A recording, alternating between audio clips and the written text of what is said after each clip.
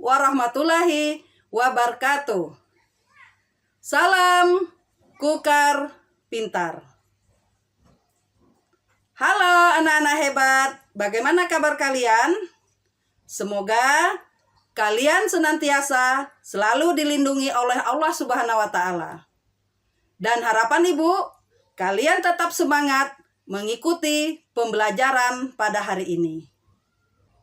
Anak-anak yang berbahagia, jumpa lagi dengan Ibu Hamiah dalam pembelajaran Bahasa Indonesia kelas 9, semester 2, bab 5, menyajikan teks diskusi. Dan materi untuk pertemuan yang ketiga ini adalah menelaah struktur dan ciri-ciri kebahasaan teks diskusi.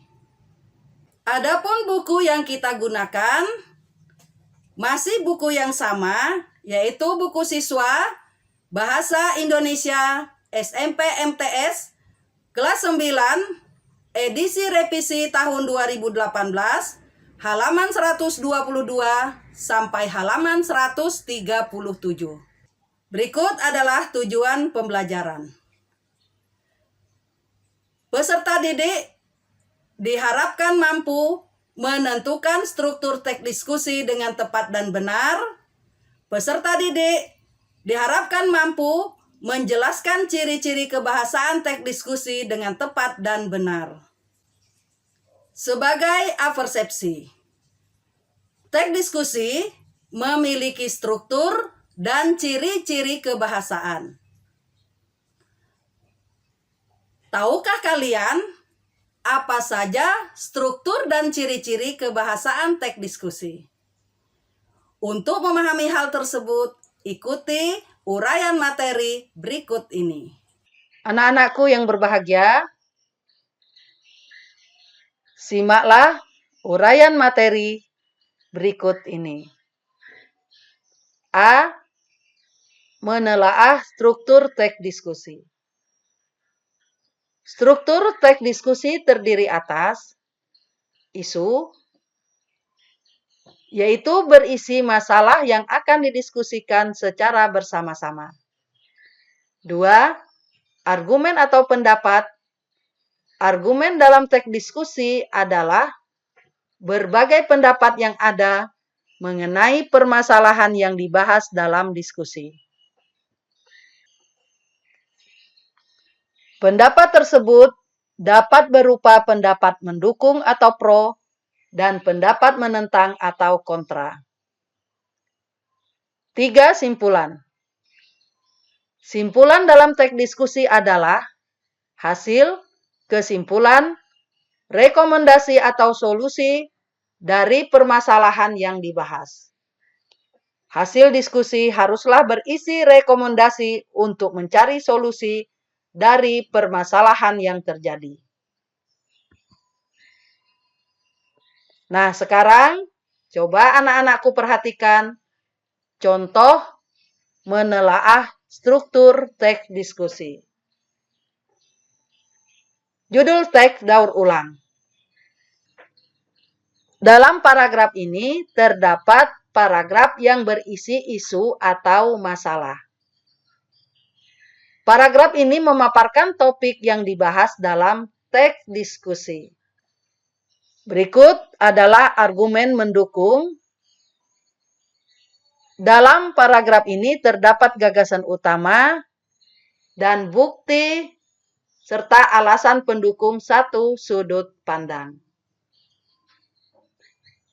Selanjutnya, paragraf yang berisi argumen menentang. Dalam paragraf ini pun terdapat gagasan utama, kemudian bukti dan alasan pendukung satu sudut pandang.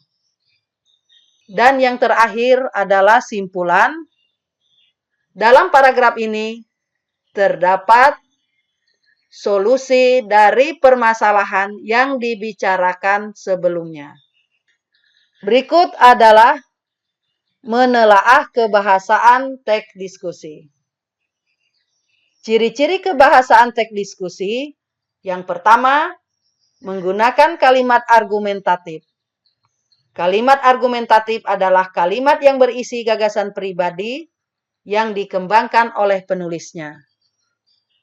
Tujuan kalimat argumentasi adalah untuk meyakinkan dan mempengaruhi pembaca atau pendengar agar memiliki pendapat yang sama dengan penulis. Oleh sebab itu, kalimat argumentasi harus disertai dengan fakta atau data yang mendukung gagasan tersebut. Ciri kebahasan yang kedua, menggunakan konjungsi atau kata hubung. Konjungsi adalah jenis kata yang berfungsi untuk menghubungkan satuan bahasa berupa klausa, kalimat, dan paragraf. Konjungsi terbagi 3, yaitu konjungsi antar klausa atau intrakalimat. Konjungsi antar klausa merupakan kata penghubung antar dua buah klausa atau lebih.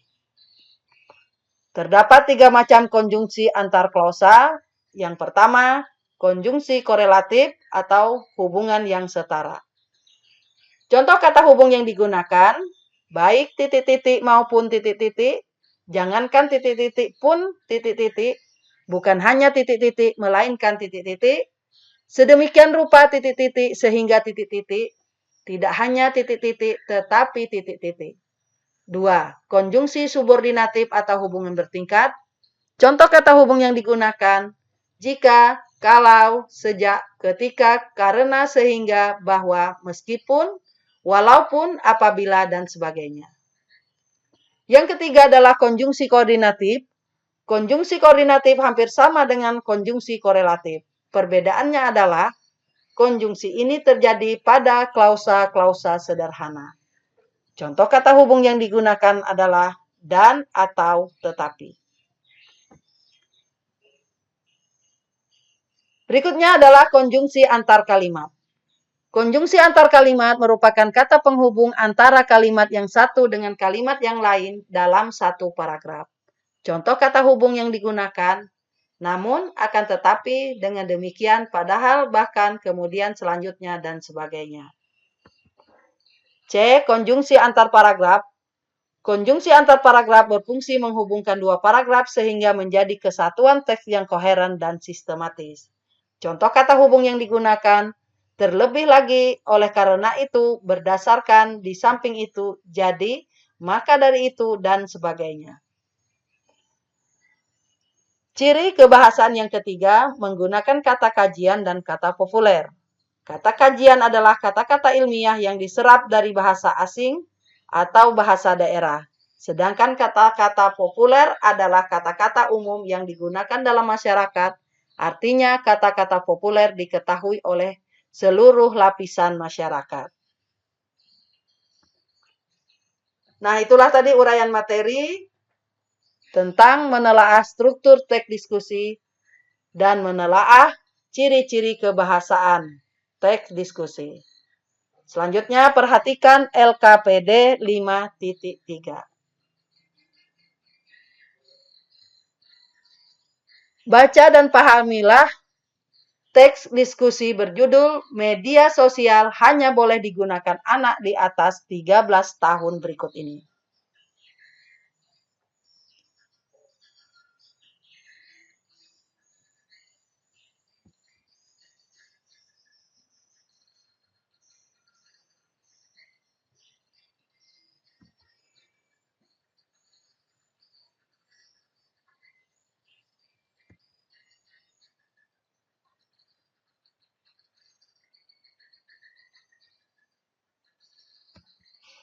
Bagaimana?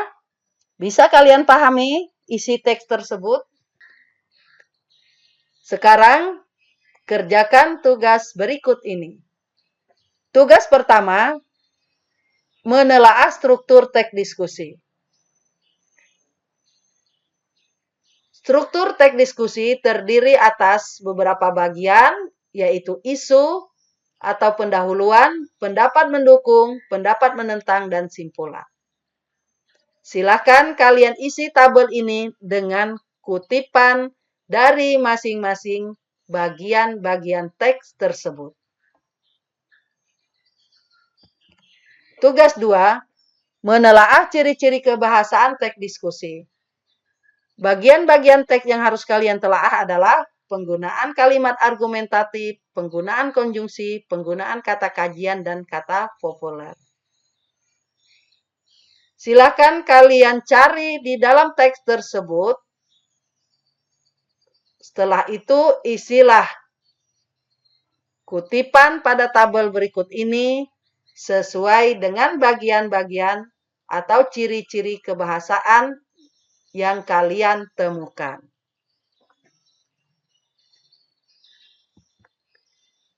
Tugas 3, membuat mind mapping.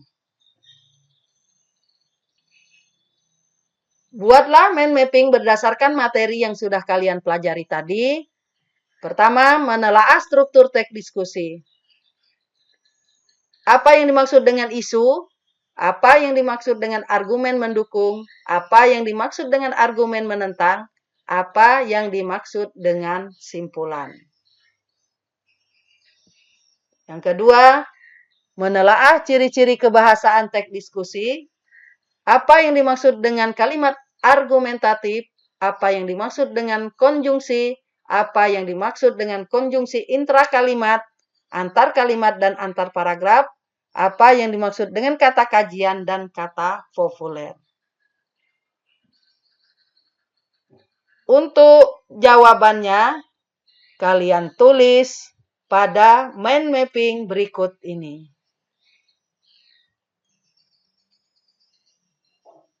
Demikian penyampaian materi untuk menelaah struktur teks diskusi dan menelaah ciri-ciri kebahasaan teks diskusi. Sebelum kita mengakhiri pembelajaran, ayo sama-sama kita membuat kesimpulan. Ayo anak-anak, kita sama-sama membuat kesimpulan. Pertama, teks diskusi memiliki struktur yang membedakannya dengan teks lain. Struktur teks diskusi terdiri atas isu, pendapat mendukung, pendapat menentang, dan simpulan. 2.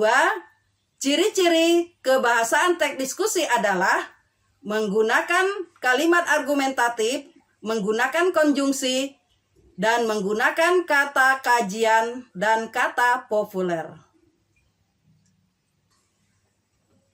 Sebagai refleksi, bagaimana perasaan kalian setelah mempelajari materi menelaah struktur dan ciri-ciri kebahasaan teks diskusi? Sebagai penutup, simaklah pantun berikut ini. Rusa berlari ke padang datar, harimau datang mengejar. Jika kalian ingin pintar, tentu kalian harus belajar. Terima kasih karena sudah mengikuti pembelajaran Ibu pada hari ini. Ibu akhiri dengan ucapan wassalamualaikum warahmatullahi wabarakatuh. Salam Kukar Pintar.